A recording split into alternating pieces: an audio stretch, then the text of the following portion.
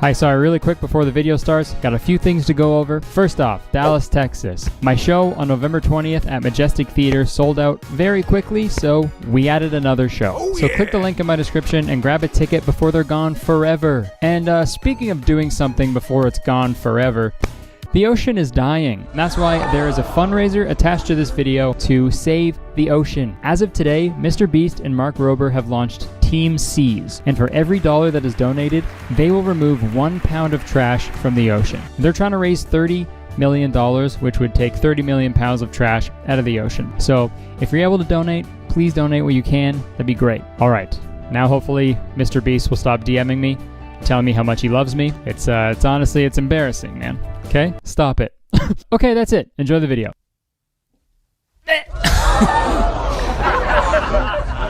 Sorry guys. Okay, ghosts?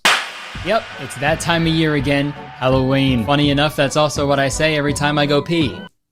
Halloween. Halloween is the one day a year where it's socially acceptable to just knock on a stranger's door and demand that they give you a little kiss. Aww.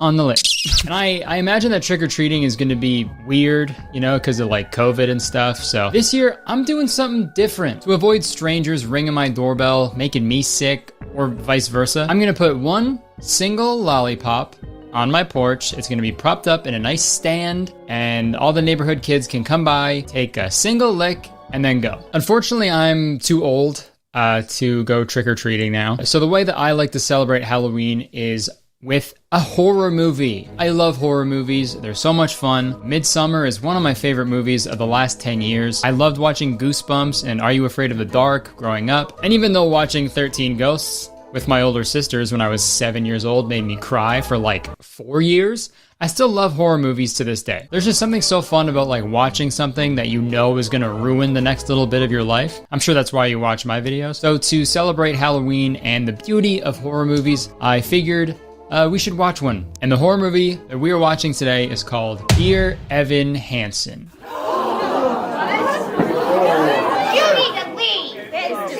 I'm joking. I haven't seen the movie. I'm sure it's fine. The actual movie that we're gonna be watching today is called Goblin. And I never even heard of this movie until I tweeted asking you guys to send me some bad/weird scary movies for me to watch on my channel. So shout out Jesse for sending this movie to me, because I watched the entire thing and it's a movie. It's definitely a movie. And dude, the ending of this movie is, no exaggeration, one of the craziest things I've ever seen in my life. It's like up there with the Goat Story ending. I know, bold claim, but trust me, okay? You're gonna want to stick around for that. So Goblin came out in 2020. It didn't come out in theaters, but it came out. It came out somewhere. I don't know where, but it came out. And here's the synopsis. A young woman fights to protect her son from her abusive new husband and a ferocious creature lurking in the shadows. Jeez, I wonder if the ferocious creature is a goblin. That would be pretty funny if the movie was called Goblin, but like the ferocious creature in question was like a great white shark. Okay, enough of me talking. I'm gonna be talking throughout the whole video, but let's watch the movie. So the movie starts off with a neighborhood couple walking their dog Snoopsy around the block. And right off the bat, we already get some god-awful audio. I'm not gonna let some of my Weight Watchers with me. Yes, you are. You need to lose some weight. Huh? The fuck did you just say? Is Josh Richards holding the boom mic for this movie? And then we hear the dog Snoopsy scream and growl off camera, and then it disappears into a bush somewhere. So yeah, something kind of weird's going on. And this next scene is where we meet the main characters of this movie. We've got Sarah. She's the mom, and her son, Sam, and their dog Pistol. So Sarah's ex-husband, Sam's real dad, was in the military, and he died. Now they're moving into a new house with Sarah's new husband, Danny, and Danny's son, who's aptly named Danny Jr. And let me tell you, Danny Jr. is a piece of shit. Danny Jr. is basically what every boomer thinks of when they think of like a typical teenage boy. He's always listening to heavy metal, he's rude, and he wears shorts with black socks. He's a nightmare. One might even call him a little fucking brat. Little fucking brat. See what I mean? So later that night, they're all having Chinese food, but they forgot Danny Jr.'s Beijing beef. Where the hell's my Beijing beef? Even though those are all closed containers with no labels or writing on any of them, so there's no real way to know if your Beijing beef is there or not. But still. What the fuck? And I know what you're thinking, okay? I know. But I'm not about to make fun of a child's acting, okay? I'm better than that. Like, I know this kid is a kid and all, but wow, he cannot act. Even if it is some of the worst line delivery I've ever seen in any movie ever. We've got to go. What? Are you coming or not? I've gotta eat. I would never compare his acting skills to like a 9th grader in drama class who's only in drama class because the woodworking class was full. I'm better than that. And I'm better than him, okay? I am. Imagine that's why I'm making this video. I like auditioned to be Danny Jr. and I didn't get the part. But this is payback. This is why I started my YouTube channel, to get back at the director. What the fuck? But anyways, the doorbell rings and it's their neighbor across the street, and his name is Elias. Welcome to the neighborhood. He's a sweet old man, and he's actually going to be very important later in the movie, so remember him, okay? Even though it's hard to forget him because there's literally like 5 characters in this whole movie, so I think you're good. If at any point you're like, wait, who is that? I don't know. Go see a doctor. Okay, I want to take like a little break from talking about the plot thus far, and I want to talk about other things in the movie that really pissed me off. You know how movies have like music, you know, they play music to go along with the feel, the emotions that they're portraying in a particular scene, you know what I mean? You know, basic shit. They play this same song through the entire movie, and I'm not exaggerating. You know, the shitty thing is, I don't even think it's a song, really. It's just a collection of weird sounds, and it happens over and over again throughout the entire movie, and I'm not fucking joking. It's just this the whole time. No matter what scene is happening, no matter what's going on, there's those noises. Obviously, they're trying to do what like successful horror movie makers do. Well, they'll use sound to like make the audience feel a little uncomfortable and scared and like, you know, a little bit worried about what's going to happen. But like, hey man, you can use more than one track.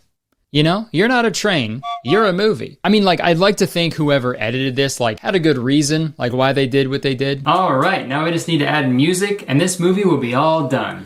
Maybe I will meet that midnight deadline after all. Dude, huge party at Daryl's tonight. You in? And you know I'd love to, but I have a deadline, and I just don't think I can make it tonight, man. Dude, you're always working. Live a little. I can't. If I go to the party, the movie won't get done, and it'll be released in an unfinished state, and some super chill YouTuber will make fun of it. Okay, whatever. You know what? Just remember, while you're scrubbing through that timeline of yours, the real timeline, life, it's passing you by. Now, if you'll excuse me, I'll be at Daryl's, getting my chodes soaked. Jesus.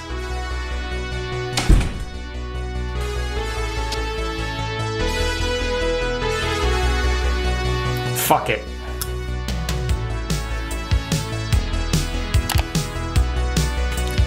Hey, wait up. I'm coming to Daryl's after all.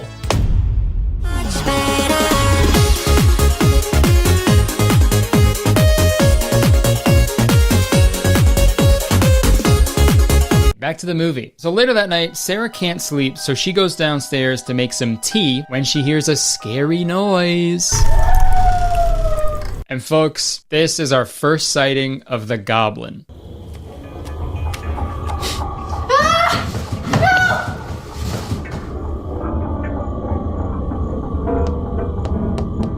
Oh, God. No!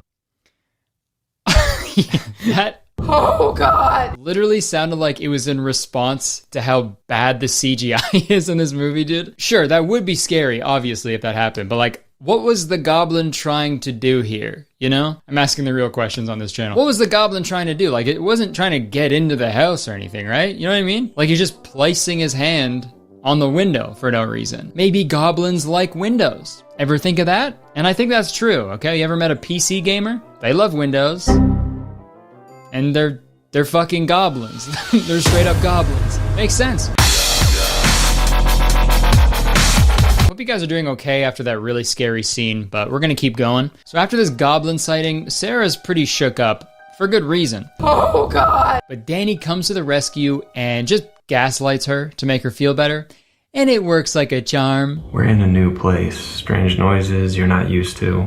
No. And charms don't work, so it doesn't work. Whatever. And then the next morning, there's some like animal control officers just absolutely raw dogging some evidence. And they're there because there's some reports of some wild animal who's going around eating the neighborhood dogs. But we all know what it is. Oh God. Goblin. I know who you are. Say it. Goblin. While all this is going on, Sarah tells Elias what she saw last night. Something was definitely here last night. You said 5 minutes. I can't talk to anyone right now. These kids are late for school.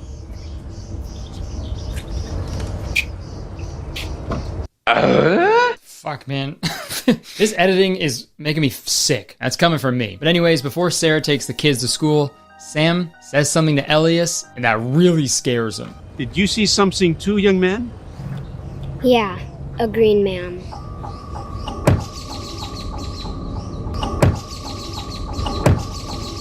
What were you talking to that nice man about? Just a green man. Shrek. That would be pretty crazy. The whole movie went by and you didn't see the green man. At the very end of the movie, it just turns out to be Shrek the whole time. They just they just steal the IP from DreamWorks. Onions have layers. Ooh, onions have layers? You get it. We both have layers. Oh God. Unfortunately, it's not Shrek. Sorry.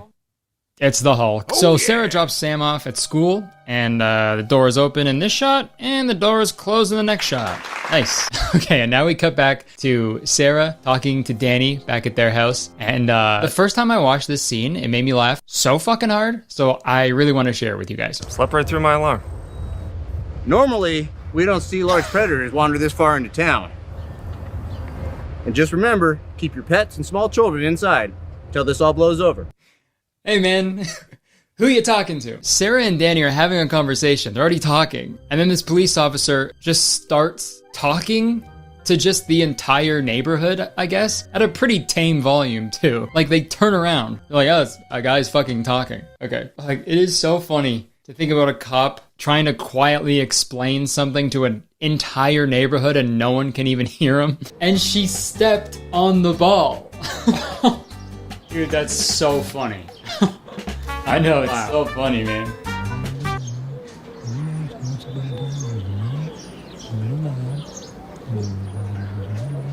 Hey, is that cop talking to us?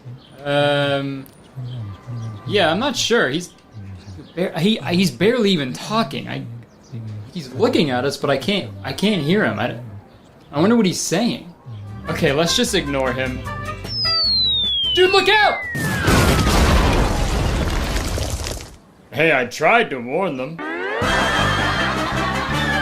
It's funny because cops are usually the loudest fucking people in the world. Mind your goddamn business! So the animal control police officer, I don't really know what they are. They tell everybody that there's a wild cougar on the loose causing trouble. They think we might have a cougar on our hands. A really hot older woman just eating dogs. You know how they do. So when Danny finds out about this, he for some reason is like hellbent on killing this cougar. There's a wild beast roaming around here, and I'm gonna kill it. I don't know why, but he goes and picks up Danny Jr. and Sam from school, but he doesn't tell Sarah. While they're gone, Sarah goes over to Elias's house to talk about the scary Shrek hand that she saw last night. And you know what? Elias has got a pretty crazy theory. He shows Sarah this old book, and it shows an old drawing of a goblin terrorizing like an old village. And like, this is a little unbelievable. I can believe a goblin, I can. But what are the odds that a goblin randomly shows up in some suburban neighborhood for no reason and just starts terrorizing a family, and there just so happens to be an old goblin expert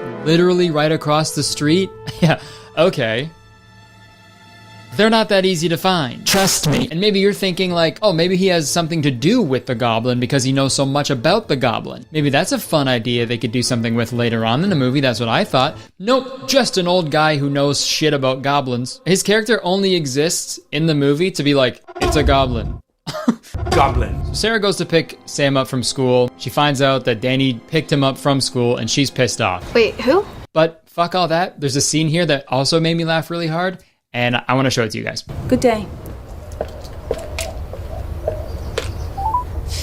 Hey, you've reached Danny. I can't come to the phone right now. Leave a message. Excuse me. Do you have a minute? Yeah, I think she has a minute, dude. You were just talking to her. The human to human interactions in this movie are so insane. All right, thanks for talking to me. I gotta go. Bye. Yeah, thanks for talking. I'll be right here.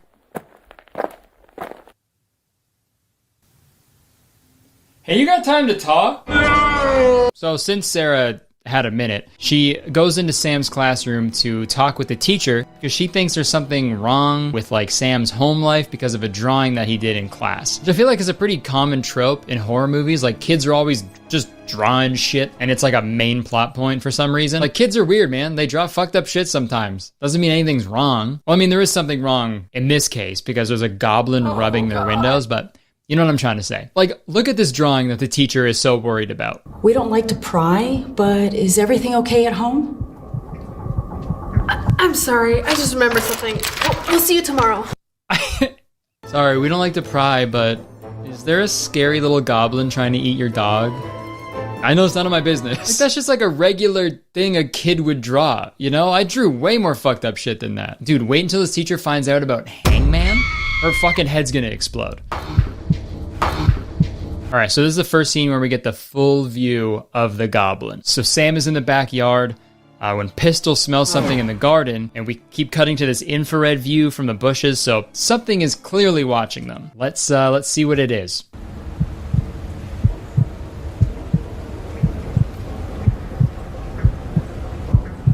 He's doing the Debbie Ryan smile. No.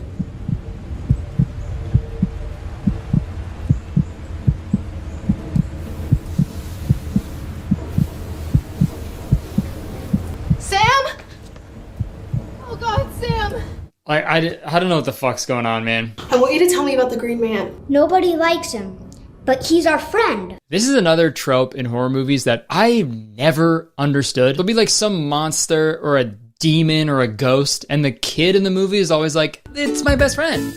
That's just my friend, Samantha. Like, what the fuck? Are you kidding? That would never happen. I'll preface this by saying that when I was a kid, I was scared of literally everything. But if I was 8 years old and I saw a chubby goblin in my backyard, I'd go, okay, and I'd walk to the nearest bridge and jump off of it. Because fuck that. That's so scary. So later that night, Danny and Danny Jr. come home with a cougar that they killed. But Sarah is not impressed. A little gratitude? So they leave the dead cougar hung up in the backyard overnight, and big surprise, the next morning, it's gone. Goblin ate the cougar. And that, for some reason, causes Danny to lose his mind, because now he thinks there's a bear on the loose, so he hatches a plan to go and kill the bear. This bear is mine. And I just have one question about that. Does anybody have a job in this movie? You guys just moved into a new house together?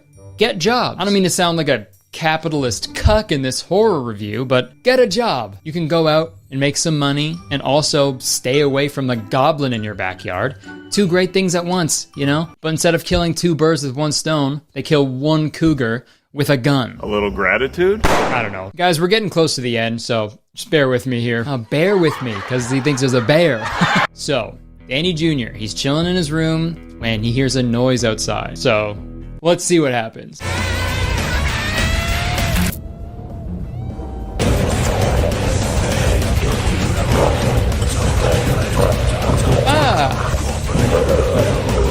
Oh, there's 69 in it. Well, yep, Danny Jr.'s dead. I've gotta eat. Okay, I don't know how I didn't notice this when I was scripting, but Elias just witnessed a murder. So you'd think he'd go over to Sarah's and like tell her what he just saw, right? He doesn't do that. You must leave now. It is here. And also for the rest of the movie, Danny Jr. just isn't mentioned. Like his dad doesn't mourn his death or anything. It's just business as usual. I mean, I don't want to say things would have gone differently if I was cast in the role, but we'll never know. Back to the video. Then there's another really funny scene where the police officers stop by the house to tell Danny that they found Schnoopsy's dog tag in a big pile of shit, like close to the neighborhood. So all we really know about this goblin is that it shits a bunch. So cool. It's also weird that the officers are telling Danny. Shouldn't you tell the owners of the dog, right? These guys are so bad at their job, dude. No gloves, quietly speaking to nobody and giving bad news to the wrong person? Or do you think they're going like door to door because they're like proud of the job that they did, right? Hey, your dog's dead. But look what we found. Why are you crying? This is good for me. All right, guys, it's time for the big finale. Are you ready? So Elias tries to burn the house down to cleanse it of the beast. We must cleanse this place of the beast. And Sarah hardly puts up a fight to that idea. Elias, stop! My son is asleep in there.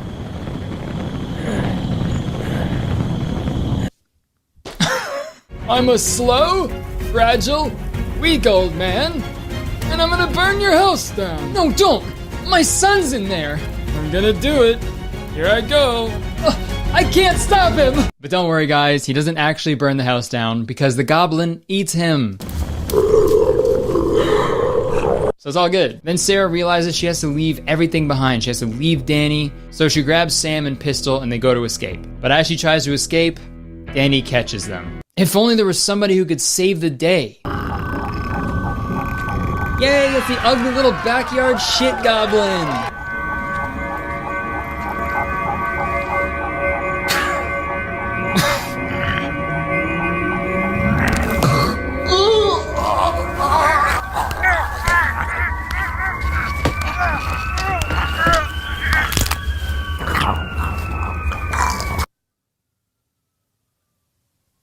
I've gotta eat. So yeah, Goblin eats Danny. I also love that Danny's reaction to the Goblin is like the most believable thing in this entire movie. And one more thing, I'll have what he's having. You thought that was crazy? Gets crazier. So 9 months later, the music is still playing. Sarah and Sam get home and Sarah fills up 2 big bowls of food. She gives one to Pistol, then she walks out into her backyard that's absolutely caked in goblin shit, which is just like, damn bitch, you live like this? And then she sets the food down for the backyard poop goblin. And I'm just gonna play the ending for you guys.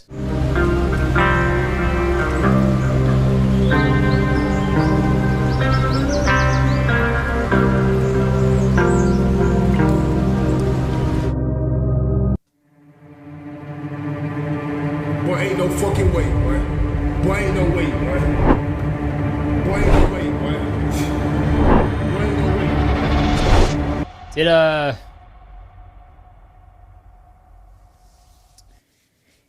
Did she fuck the goblin? Is that what they're implying? I'm so confused. Like, I'm sure it could be the, like, Danny's kid, right? But like that's not like a crazy twist that she's pregnant with her husband's kid, right? So it makes me think that it's the goblin's kid. I genuinely think that Sarah got knocked up by this chubby little goblin. I guess Sarah was gobbling those nuts, I guess, which is just typical, you know? You versus the goblin she told you not to worry about, you know? All right, well, that's Goblin. That is the movie Goblin. No post-credit scene, unfortunately, so we can only hope for a Goblin 2. Maybe that one could be like a romantic comedy type thing where it revolves around Sarah and the Goblin, you know, trying to raise their Goblin Jr.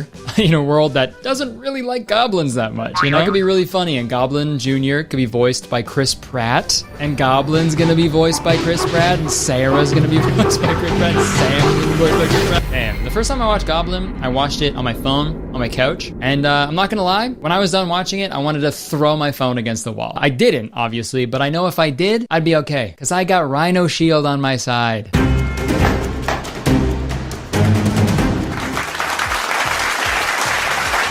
Pretty impressive, right? Rhino Shield makes not only extremely protective, but also super sleek and stylish cases with tons of awesome designs and customization options. They have several different styles of cases, like the modular NX case, which features a changeable backplate. There's the classic solid suit case, which is the one that I use on my phone literally every single day. I love it. It's literally the best phone case I've ever had in my life. And also, all of the cases have changeable buttons to suit your style. And on top of all the original designs you can choose on the website, you can also design your own case with your own photos and text.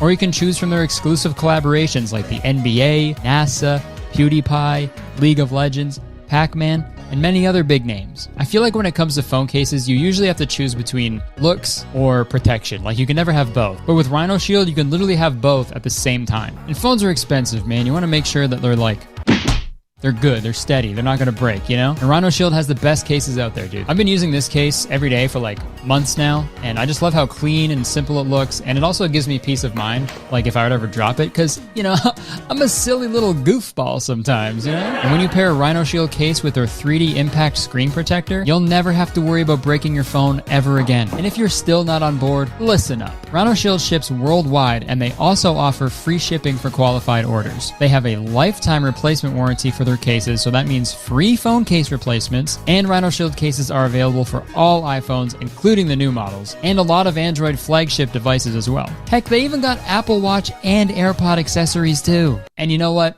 It gets better, because Rhino Shield is hooking up the citizens of Kurtistown with a great deal. If you just click the link in the description and use the discount code KURTIS, you can get 20% off your order within the first week of this video's upload date. And after the first week, the discount drops to 10%. So you gotta be quick if you want the sweetest deal. So again, click the link in my description and use code KURTIS to get an amazing deal on an awesome phone case. And it also helps me out a bunch when you check out the sponsors, so everybody wins, man. All right, thank you to Rhino Shield for sponsoring this video. Back to me. All right, that's it. Hope you guys enjoyed the video. If you did, please press the like button, because believe it or not, one like equals one pile of goblin shit that I will mail to you. Yeah, leave a comment. Let me know what you thought. I mean, your guys' comments are always way funnier than, and you guys always pick up on things that I don't in these. So I look forward to reading them. So yeah, leave a comment. I will say I left out some parts of like Danny being like actually abusive, because I didn't want to like include that in this video, because I just wanted to like goof around and have fun. So I do think this movie was trying something. It was trying to like have the goblin be a metaphor for like an abusive relationship. But I don't know. I could be wrong. But yeah, that's just for if you watch the movie and you like see all these scenes I didn't include. That's why. But yeah, press the subscribe button if you want, because I make a video all the time. And as soon as you press the subscribe button, you become a valued citizen of Kurtistown. If you didn't know, Kurtistown is the best place to live in the world, and I'm the mayor. So you have to be nice to me. It's the law. You can check the description for the other things I do. My Instagram, my Twitter, my gaming channel, my Twitch, my weekly podcast called Very Really Good. Patreon for that podcast. We got weekly bonus episodes over there. It's great. We got a Curtis Connor Shorts channel now, dude. We're doing so much. But yeah, appreciate you so much. Thank you for watching. Hope you enjoyed it. And happy Halloween!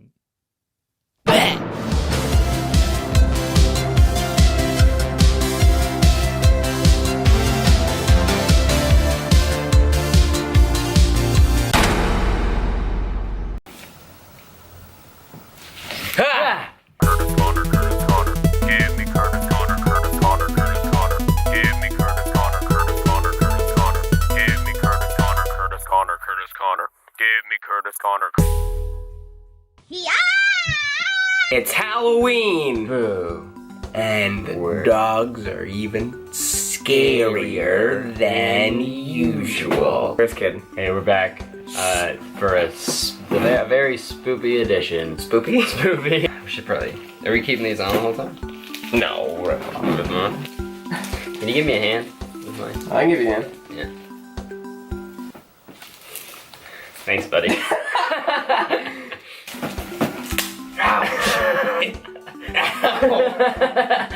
Ah. Oh, they're back! What are these? And look at these! Pretty scary. Pretty scary with a little bit of tomato blood. Right. Let's get spooky! What do you call someone going door to door asking for candy in an 18-wheeler? Truck or treat. Oh, whoa. What's the scariest part about women's bodies? Boobs! That was a really stupid one. That's like the first time a kid sees boobs. Yeah, boobs! Okay, what do you call a carved pumpkin who's a little crazy? A whack-o'-lantern. Oh, shoot. What's the best holiday to spend with your spooky friends? What? Halloween. Ah, nice. Nice. What is the Halloween rock and roll anthem? What? It's the Clashes, It's The Clash's Should I Stay or Should I Ghost? That was it? That was the joke! It's not that bad. It's okay. It's not that bad. Sure, it's not that bad. Should I stay or should I ghost? What do you call a Netflix show crossover with Harry Potter? Hermione Granger things. Nice! Now that's a show I would watch. That's a show I would watch. Make Canada hot jokes and cold dogs again. We call it trick-or-treating, but you're a fish. Trick or trout. You've had 3 trick-or-treat I know, they're great. I put up 2 fingers. You had 3. What do you call it when you go trick-or-treating with your pants down? Dick or treat. Dick or treat.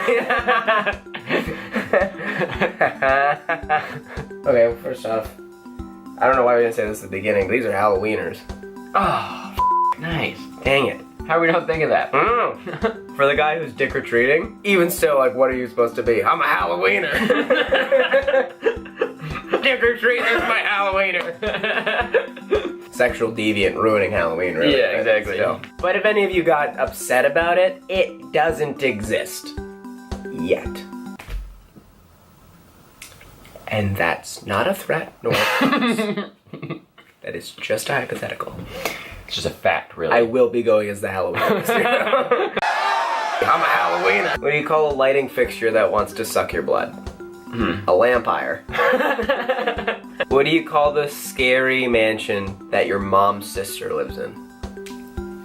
What? An haunted house.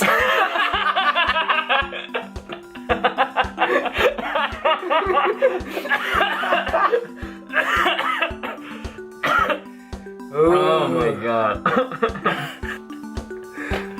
don't want to go to that house, it's haunted. It's just full of your mom's sister. Or your dad. I don't know why mom's sister is a thing, I just went for it. Eddie Murphy's The Haunted Mansion. Oh. Well, that was a great episode of Hot Jokes. Cold Dogs. Did it scare you? Yeah, you got Sorry, guys. Watch Jacob's stand-up special on YouTube. The link will be somewhere in the bio. Comment what you're gonna dress up as for Halloween. Yeah, yeah. What are you going as? I don't know actually. Neither do I. See you guys. See you later.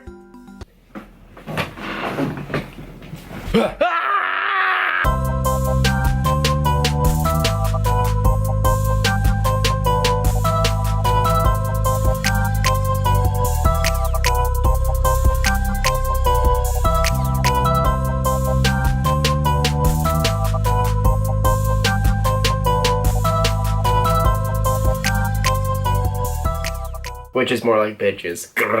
I'm just kidding. I'm just kidding. Don't even put that in. Buy my album. G'day, mate. Hey, I'm going on tour in Australia and New Zealand. That's right, it's the Curtis Connor Down Under, I Hardly Know Her tour. I'm going to Perth, Adelaide, Melbourne, Sydney, Brisbane, Auckland, and Christchurch. And guess what? Tickets are on sale right now. So click the description and get your tickets today. I'll see you there. I'm so excited. Folks. So every October, I try to make a video about a bad horror movie. It's always so like stressful and overwhelming because I'm like working extra hard to get it out before Halloween. And this year I wanted to alleviate some stress, so I'm putting out my Halloween video right now. So happy Halloween 2023, everybody. I got a question for you. Have you ever watched the movie Saw and thought to yourself, this is great, but where's Jesus? I know I have, and thankfully my prayers have been answered in the form of this movie, The Reconciler. Now this film wasn't advertised as a Christian remake of Saw, but once I watched it, there's no other way to describe it. For those of you who don't know, the Saw franchise focuses on a serial killer named Jigsaw who kidnaps people who have done bad things and puts them in these like elaborate traps to force them to fight for their lives. For example, in the opening scene of Saw 2, Jigsaw kidnaps this guy who's apparently a snitch, and he puts his head in a device that will unalive him if he doesn't open it in time with the key that was surgically placed behind his eyeball. So yeah, pretty gnarly. And obviously the Christian remake of Saw doesn't feature any violence or gore because it's a Christian movie, but it does feature an eerily similar plot. And also, most of you probably know the other staple of the Saw franchise is a crazy twist ending. And this movie has that as well. So without further ado, let's watch The Reconciler. Oh wait, sorry, before we go any further, The Reconciler? I hardly know her. So the movie starts the same way the first Saw movie starts. Two people passed out on the floor in some random location. The first guy, Smitty, gets up and begins searching for a way out. And the only thing that this scene does is make me think that Smitty is not potty trained. Oh, man, just my luck. First the kidnapping, now I gotta learn how to use one of these. He then wakes up the other guy, Ed, by poking him with Ed's cane. What? Can I have my cane? What? I have a hurt leg. It's kind of hard to walk without... Sorry. I wonder if that was the actual diagnosis from the doctor. Please, doc, you gotta help me. My leg really hurts. Yep. Sorry, seems like another classic case of hurt leg. Oh, no, what's the cure? Well, the year was 1978. Robert Smith, just a young boy. This is what I meant. Okay, so the boys start looking around for ways to escape this room that they're locked in, but they can't find anything. All they really find is a hurt shoulder. I think I just bruised it. So they ultimately accept their fate of being trapped there. I don't think they mean to kill us. At least not right away. And already we can see that this movie is Saw but Christian, you know? Like Saw but a little nicer. In the original Saw film, they were chained up in a dirty old bathroom, but this one they've got like several rooms. They got like a private bathroom and shit. Like this is like a vacation for them pretty much. Yeah, man. We then cut to this other character named Lori. She's a reporter who says everything she's typing just fucking out loud. Prominence. Eldridge family. Lori, shut the fuck up. Beautiful. Every day with this shit, you can't just say all the words you're typing out loud. Sarah Pritchard. We all heard everything you sexted to your husband. You know that, right? The occasion. It's fucking disgusting. Was celebrated. Can't have one fucking day of silence, man. This was supposed to be a good day. You know, whoever the boss calls over to his desk is getting a promotion. And I think it's gonna be me. Lori? Yeah. Come and see me, please. Come on! Also, I love this scene so much because, like, the wedding article that she was writing was so clearly keyframed manually onto the screen, like, instead of using actual motion tracking. And whoever did it did a very poor job. You can see it, like, overflowing in the cubicle pretty much. But hey, that's what happens when you spend all the budget on high-quality actors. Ooh, you're keeping up? Oh, yeah, covering the latest fashion shows. Yeah. Never mind. Also, dude, this boss character, he has the opposite problem of Lori. I can't fucking understand anything this man says. Battery power cars. Look, I've been speaking English for almost like 30 years, and the way this guy talks makes me feel like I've never heard an English word before. I was talking to my dad over the holiday, you know, and I just said, you know, my dad says God is not dead. Huh? We act like he What is. are you talking about? Good and evil kid, look at me. What are you saying? Good and evil kid, look at me. Okay, I don't know if I'm just exhausted, but that audio clip right there, I've been replaying it all night, and I'm fucking losing. What does he say there, dude? Good and evil kid, look at me. Good and evil kid, look at me. Good and evil kid, look at me. Please leave a comment and let me know what you think he is saying here, because I have no fucking idea. So after replaying this scene like 5,000 times, I realized what he said. Except for that one part. I still don't know what he said there. Good and evil kid, look at me. You know, he wants her to go out into the world and write a real hard-hitting story. A real story. So he tells her to go out and write a story about how people don't believe in God anymore, and it's like ruining the planet. And she agrees. On my desk, I want it.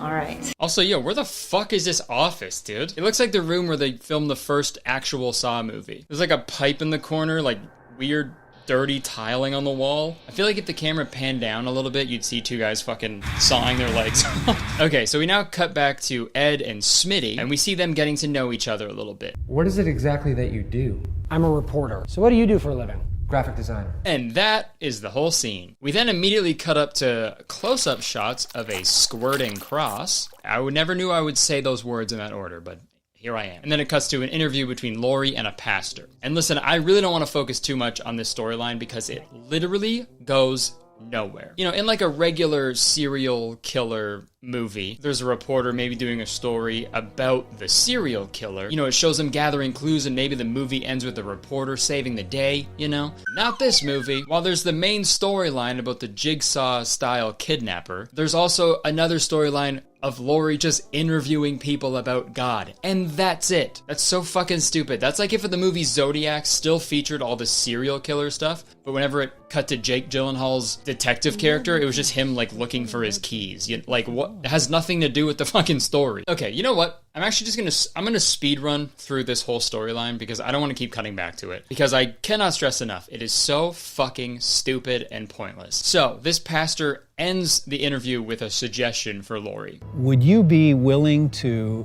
interview some other people first? Religious leaders? No, just plain folks who might give you a completely different perspective. Sounds like an interesting angle.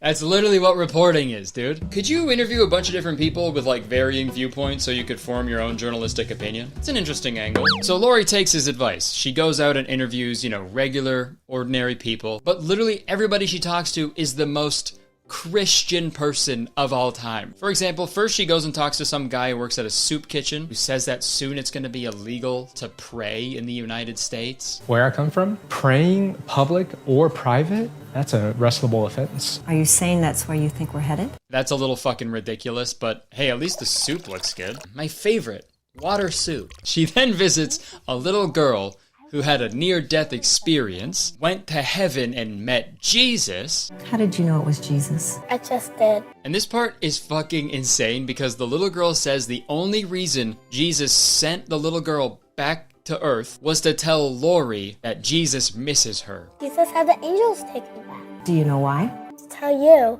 Jesus told me you were coming. And he loves you very much. And he wants you back. Your life is meaningless to me, little girl, but sure, I'll keep you alive so you can tell this random woman that I'm mad at her for not going to church anymore. Like, Jesus. Oh yeah, that's his, his fucking name. Maybe that's why his name is Jesus. He kept doing fucked up shit like that, and people were like, Jesus, man. And then, you know, it kind of just stuck. And then finally, Laurie visits this old woman who talks about how she gave everything up for God. Literally. She shows Laurie a newspaper article about her giving away her $35 million fortune to Christian charities. Yo, the dick riding is crazy, dude. Dude, imagine having $35 million and being like, yeah, I'm gonna put it all on conversion therapy, baby. I want my televangelist to fly around on a private jet so Jesus will go down on me in heaven. Hey, lady, you could have given some of that money to the VFX department. You jerk. We were religious. And then the big conclusion of the storyline, she goes home, she reads the Bible, and cries. And that's it. And that storyline confirms two things. One, Christians want to be oppressed so bad, dude. It has always been so fucking easy to be a Christian in America. But every single Christian she interviewed is like, yeah, life fucking sucks now because people don't like God anymore. Well, except for the little girl who was like, I'm only alive because Jesus used me as a carrier pigeon. And like, this is the thing I don't understand. If things are so bad because people stopped loving God so much, then God's a fucking dickhead. Like, I lose followers all the time. You don't see me starting fucking hurricanes and shit, you know? Am I saying I'm better than God? No. And the other thing that this storyline confirms is Christian movies are just people fucking talking. Like, nothing happens. It's the same in the 2025 movie I talked about last year. It's just people sitting around being like, so, God. Yeah, I agree, but also Jesus. Oh, but of course. Like, it's just talking the whole time. Show me something else. Okay, never mind. Let's just... Talking's fine. Okay, with that storyline done, let's cut back to Smitty and Ed. So Smitty pulls out his cell phone and he notices a key attached to it, which makes no fucking sense because literally 5 minutes ago he was using that cell phone to look for a signal and there was no key attached to it. But they use the key to open like some storage bin that's in the room. Is that what I think it is? That looks like a body. I don't know why I said that like a fucking cosplayer. That looks like a body. That looks like a body. You do know that's literally a corpse, right? Okay, so they pull the body out and they realize it's Smitty's twin brother, Alex. That's my twin brother! That's Alex! James! James? I thought he said his name was Smitty. James? I thought he said his name was Smitty. That is actually fucked up, though. I don't know why he gave Ed a different name, but I'm just gonna keep calling him Smitty. So that is Smitty, and his brother's named Alex. But while the twins are freaking out on the floor together, Ed actually has a theory about who kidnapped them. How's your guys' relationship right now? I don't see what that has to do with any of this, man. I'm gonna guess that means not good. Then how do you know my brother and I were... Because it fits the MO. The MO of what? The guy I've been writing about. So you mean to tell me the reporter, Ed, is currently writing a story about a guy kidnapping people, locking them up, and it took him this long to connect the dots? You know, for a guy whose full name is Education, I don't think he has one. That's what Ed is short for, right? They call him the Reconciler. He said it! He said the name of the movie! So now we've got our main antagonist of the film. Let's see what he's all about. The Reconciler. This has his signature all over it. What signature? Kidnapping estranged family members and locking them up until they talk. I remember reading something about him doing this to, like, 2 cops or something. Yeah, man. The Reconciler kidnaps people who can't get along, and he holds them captive until they work out their differences. And then once they do, he sets them free. They call him the Reconciler. That's gotta be the lamest fucking serial killer of all time, I think. What the fuck? Could you imagine if Jigsaw was that nice? You're not in any real danger. I just miss the way things used to be. Dude, this movie had so much potential to be the Christian Saw. You know, like in my head, I thought it was gonna be exactly like Saw, but instead of like the trap killing you, maybe the trap like makes you commit like a sin or something, you know? Like this is how I thought the movie was gonna go. Hello. Do you want to pray again? What the fuck? As you can see, I have taken the liberty of opening your text message conversation with your super religious mother, and I have typed out, God damn it. As you can see, I have also rigged the device to slowly lower your hand towards the send button. You have 1 minute to either saw your arm off or live in sin for the rest of your life. Choose wisely. Oh my god. Oh, holy shit, you're actually doing it. Oh my, okay, wow. This is fucking awesome, sweet. That was a close one. Oh no, I pressed the send button by accident. Also, why did I saw my arm off? This hand was free the whole time. But it's not like that. Okay, it's not like that at all. So now the movie cuts to a flashback of the Reconciler's first victims. There's these 2 detectives who are partners, but they can't get along with each other. They wake up locked in a car parked in some warehouse. And dude, this lady detective thinks it's a prank for like fucking way too long. Ha ha ha, very funny. Are you trying to get the last laugh here or something? You wait till I fall asleep, you drive to a new location, you wake me up, and then you act like you had nothing to do with it. You took the radio too? This is pathetic, Bill. What is going on? I don't know! Like, I'm no detective, but I think it's pretty stupid that whenever you're in danger, you're just like, oh, wow, good joke, man. Look, just turn around and walk away, okay? I don't want to hurt you. Nice gun, tough guy. What are you gonna do? Shoot me with it? Alright, who's the wise guy? Who put this bullet hole here? Is this some sort of joke? Okay, haha. Very funny, guys. Come on, fess up. Who's doing this? Oh, ow! Good prank, guys. Come on. Oh, yeah, classic. You got the classic light at the end of the tunnel with all my deceased loved ones beckoning me towards the pearly gates. Guess I'll go to heaven. So while the detectives are freaking out in the car, they find a voice recording, just like in the movie Saw. And dude, I am not exaggerating. This is one of the funniest movie scenes I have ever seen in my entire life. Hello, detectives. I'm sure by now you're wondering how you got here and what's happening. In police work, you need to depend upon your partner. The 2 of you haven't been acting like partners for a long time, and it's been getting worse. The department knows of your growing animosity. Frankly, though, you're the best team they've got. Bill with your instincts, and Stacy with your street smarts. When the 2 of you work together, it really makes a difference in this town. But the bickering and lack of trust has let your bureau and the citizens of the city down. Dude, this is so fucking stupid, man. Dude, what kind of criminal kidnaps cops in order to, like, encourage them to do better police work, man?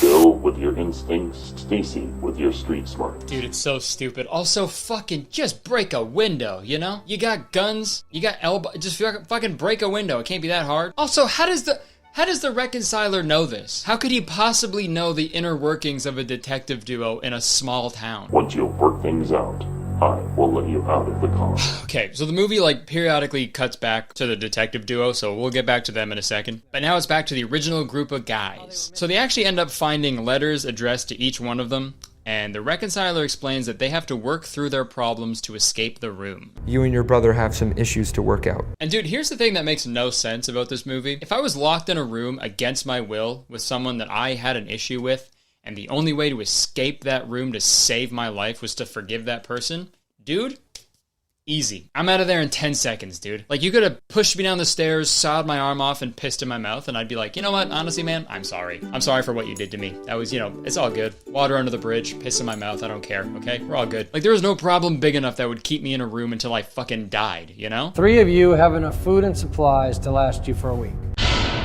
I'm sorry? A week? The reconciler gives them a whole week? He doesn't mess around. Yes, he does. That's all he's doing. So let me remind you, at this point in the story, we still don't know why the brothers are mad at each other. So it must be pretty crazy if they're putting it off for later in the movie, right? It must be something fucked, maybe one of the brothers fucking killed their mom or something. I'm excited. Not yet though. It's a Christian movie, we gotta add some filler. So to pass time, we cut to another pair of the reconciler's victims. This time it's the typical army dad who doesn't spend enough time with his son. But this one is especially goofy. They wake up in the middle of a forest or something, but they realize they know exactly where they are. I think I know where we are. Mom always wanted you to bring me here for like a father-son hike. So they read the letter and it says the keys to the handcuffs are at the top of the hiking trail. And they need to reconcile their relationship on the way up there. The keys to the cuffs at the top of the trail. But like, they're outside. You know what I mean? Like, they're not locked. Like, they're free to go. Especially since they're on a public hiking trail on a beautiful day. I think they're going to see another person and be like, hey, can you help us? We're like tied up. Also, there's nothing forcing them to reconcile. They just have to walk to the top of the fucking hiking trail. I feel like that'll make them hate each other even more. But regardless, the dad doesn't want to be shackled to his loser son anymore. You really hate spending time with me that much, don't you, Dad? I'm a soldier in the United States Army. So he's going to use his big, strong muscles to break the chain. Don't worry, son. I got it.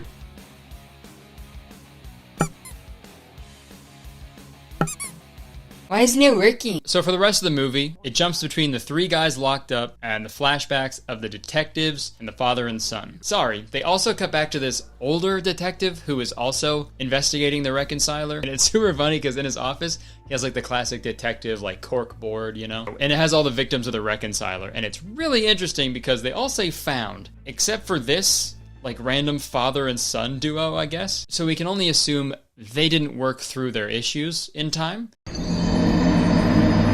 And honestly, that's what this movie should have been about. It should have been about those 2 guys. I want to see how fucking stubborn those dudes are, Please, just admit that you're wrong. No, we're both about to die. Just please admit that you're wrong so we can go home. Never. Kelly Clarkson did the voice for E.T. Who told you that? But now we cut back to the 3 amigos, and this is when we finally find out why the brothers are mad at each other. Plain and simple, you turned his back on God. I have not. Yeah, you did. You haven't been to church in 2 years. How do you know? And besides, it doesn't even matter. Going to church has nothing to do. Yeah, man. That's it. No dead mom after all. The real reason they can't put their differences aside to save their lives is because Smitty hasn't gone to church in 2 years. Okay, everything is so black and white with him. He doesn't get it. Black and white. You're either for Jesus or you're against him. Only a Sith deals in absolutes. So they keep talking about God and a bunch of other bullshit. Then we cut back to the old detective talking to the other lady detective because he wants to go to the warehouse where she was held captive when the reconciler kidnapped her and her partner. Where was that again? Which is wild because, like, shouldn't you already have that fucking information if you're actively investigating the reconciler? Now, this is gonna sound crazy, a little unorthodox, a little outside of the box. But what if I went to the scene of the crime, sort of looked around for, I don't know, clues or evidence, Sounds like an interesting angle. And obviously it wouldn't be a Christian movie without a big emotional montage. Everybody falls sometimes. You gotta find the strength to rise from the ashes and make a new. And And this is where things get really gnarly. This is where the movie puts the silly in reconciliation. And I've done good work. And when the promotion comes up, who gets it? You do. Yeah, so she's upset that her partner got the promotion over her, which is fair, you know? She's been there longer. I've been with the department 3 years longer than you have. So let's see how they reconcile this problem. Okay, I do need to try a little bit harder and be better. Partners? Dude, that's fucked. I don't think that's correct at all. Look, I'm a guy, okay? Shit just sort of falls in my lap and I don't really have to work for it. I didn't even want the promotion, but I took it. You, on the other hand, you're a chick, okay? You gotta work way harder than me if you want to get what you want. Partners? Partners. To me, that's not reconciliation. But to the reconciler, that was perfect. That was sufficient because as soon as they reconcile, the doors unlock. Did you hear that? Let's get out of here. Consider them reconciled. And now it's time for the military dad and his son. Who do you think I fight for? You guys. Look, son, when I initiate a drone strike that kills hundreds of civilians, I do that for you. But yo, once they're done arguing, something crazy happens. The son slips and falls, and he's dangling off the mountain. Oh, okay, well, I guess he didn't really slip. He sort of just walked off the cliff. Did he forget he was on top of a mountain? I'm gonna pull on the chain, use it for leverage to climb back up. Yeah, no shit. You're dangling from the chain. I'm gonna pull on the chain and in turn pull you up. Alright, so he pulls his son up and the son fucking passes out for some reason. So now the dad has to carry him up the mountain, Madame Zeroni style. And they make it to the top of the mountain and now they love each other again. Which doesn't make sense because they didn't fucking reconcile anything, dude. The dad didn't even like save the son's life like as a selfless thing. Like if the son fell off the cliff, so would the dad. So how do we know? How do we know why he saved the kid, right? And now it's time for the grand finale. The three amigos. So let's see how their story ends. Oh wait, sorry. Before we do that, I gotta play this part because when I saw it for the first time, I laughed really fucking hard. And the cops, they stayed partners? Yep. It sounds really similar to what Alex and I are going through. What? What? Right? What? Right? It seems like he forgot he was on a movie set and he was genuinely confused by what that guy just said to him. You know, it sounds really similar to what Alex and I are going through. What? Who's Alex? That guy's name is Jeremy. He's an actor. You know that, right? What the fuck are these cameras doing? Alright, cut. Dude, can you stop yelling that? I'm trying to have a conversation with this guy. What? Alright, you remember at the beginning of this video where I said this movie has a crazy twist ending? Well, strap in. The twins forgive each other and they hug it out, and then Ed puts his cane down and walks to the other side of the room. He never had a hurt leg after all. Your leg is okay? What? That's not it. The big twist isn't his ankle. Let's see the actual twist. Well, I told you that I was a reporter. Kind of. And as for the reconciler, the two of you have been talking about him the entire time you've been in here. If you guys missed that, who have they been talking about the whole time? God. God. Jesus. God. I think the reconciler is God. While there's earthquakes and starvation and murder and famine going on, God is going around being like, "These two detectives are the best this small town has. I gotta do everything I can to make sure this woman thinks she does not deserve a promotion." I'm sweating so much. And dude, that's not even the end of it. Because that begs the question, if the reconciler is God, who the fuck is Ed? I thought you said that was locked. It was locked. I checked it. How'd you do that? The same way that I got those cops out of their car. The same way that I helped Jeff pull JR off that cliff. The only difference between those assignments and this one is that it was decided that it was time for me to work a case up close and personal. Well, now we know why the son passed out after his dad pulled him up off the ledge, you know? He was probably fucking confused by this strange man fucking casting a strength spell on his dad. I'm a messenger, I'm a guardian, and other things as well. You're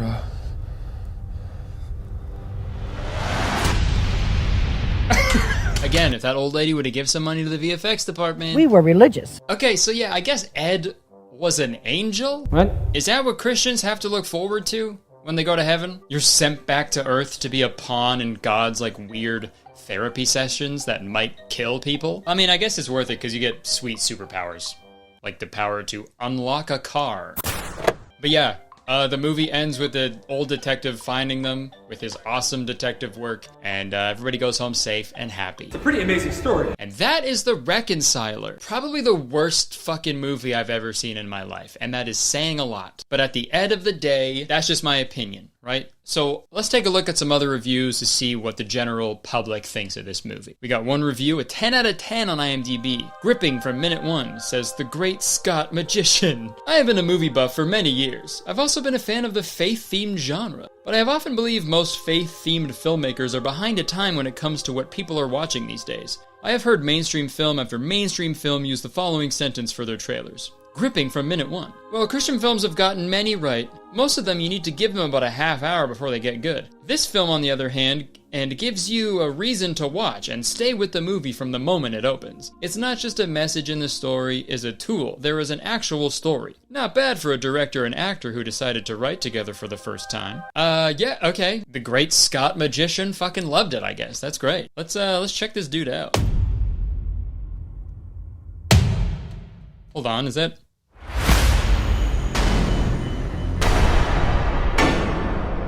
What? That is Ed. Okay, great. So the only positive review for this movie is the star of the movie. I didn't know this until like a couple minutes ago, but the last line of that review was oddly specific. You know what I mean? Not bad for a director and actor who decided to write together for the first time. Like, what? How would you know that? So I looked it up, and Scott was also a co-writer of The Reconciler. Actually makes a lot of sense that he's a magician, you know? That explains how he disappeared at the end of the movie. Sorry, I want to see some of this guy's magic tricks. I'm gonna look him up. Here he is. I am, for all intents and purposes, a magician. But I'm a little different than most magicians, because I am a magic man of God. Ooh, that's fucking tough, dude. Magic man of God has got to be the sickest thing I've ever heard, man. Oh my... Imagine all the YouTube comments on this are like from him as well. Gripping from minute one. I know it's gripping from minute one. Dude, okay, never mind. All the comments are from other magicians named the Great Scott. Hi, I'm the other Great Scott the Magician, and this spamming on both our walls is not decent. By the way, I am in Australia. Get tickets. And I searched the trademarks which showed this name as available worldwide. And then Great Scott Magician, New Jersey. I hope God forgives you for using my trademarked name. Uh-oh, that's not very Christian of you to steal a trademarked name. What? Alright, sorry, I got a little off track there. But in conclusion, you know, I took the piss out of this movie pretty hard, but I think making a Christian horror movie is probably one of the hardest things you could ever try to do. Because you're not allowed to put any of the fucked up shit in it, which makes horror movies so sick. But you know what? If they're gonna make some more Christian remakes of horror movies, I got some ideas, okay? Instead of Mary Shelley's Frankenstein, you could do Virgin Mary's Frankincense. Instead of Friday the 13th, Good Friday the 13th. Instead of Halloween, you could do a movie called Christmas. Those are all like classic horror movies. If they want to stay current, you know, they could do, you know, instead of Nope, a movie called Pope. Christian filmmakers, you can have all of those, okay? Just keep the squirting cross out of it. Alright, speaking of Jesus, let me tell you what I would have as my last supper. HelloFresh! That's right, this video is sponsored by HelloFresh. Folks, my wife and I have been eating HelloFresh literally every week for years now, and I cannot recommend it enough. HelloFresh helps you eat better by delivering fresh ingredients and easy recipes right to your door, taking the hassle out of dinner time. And look, I know it's easy to just cook the same things over and over again, but with HelloFresh, you can bid that recipe rut adieu with their 40 weekly recipes to choose from. And with their step-by-step guide and pre-portioned ingredients, it's so easy to cook new, exciting, and delicious meals for you and your family. And my favorite thing about HelloFresh is how flexible they are. You can create a plan that fits your schedule perfectly, as well as skipping a week or changing a delivery day with just a few taps on the HelloFresh app. And you can customize the meals that you get. For example, you can swap proteins or sides, or even add protein to a veggie dish. So save some time by eliminating those last-minute trips to the busy grocery store and enjoy quality ingredients in HelloFresh's recipes. In fact, ingredients travel right from the farm to your home in less than 7 days, so you know they're fresh. And guess what? HelloFresh is hooking up the citizens of Curtistown with an incredible deal. Just go to HelloFresh.com and use code CurtisTown65 for 65% off, plus free shipping. Like I said, we've been eating HelloFresh literally every week for years now, and I honestly can't picture our life without it. Like, it makes everything so much easier. So please go check them out. Give them a try. You will not be disappointed. And again, now's the perfect time. You just got to go to HelloFresh.com and use code KurtisTown65 for 65% off plus free shipping. Okay, thank you HelloFresh for sponsoring this video and so many others in the past. Back to me. All right, thank you so much for watching this video. I hope you enjoyed it. If you did, please press that like button because believe it or not, 1 like equals 1 detective I am gonna lock up in a car. Leave a comment, let me know what you thought. It's always fun reading the comments on these videos because I feel like people notice things that I don't, so I'm very excited. Also, press the subscribe button because as soon as you do, you become a valued citizen of Kurtistown. If you didn't know, Kurtistown's the best place to live in the world, and I'm the mayor, so you have to be nice to me. It's the law. Yeah, you can check the description for other things I do, my podcast, my gaming channel, Instagram, Twitter. You can get tickets to see me in Australia. It's gonna be so fun, my first time in Australia. I can't wait. All right, that's it. Thank you so much for watching. I would stick around, but unfortunately, I have to go. There's a toilet in the other room that needs to reconcile with my ass. Peace. What?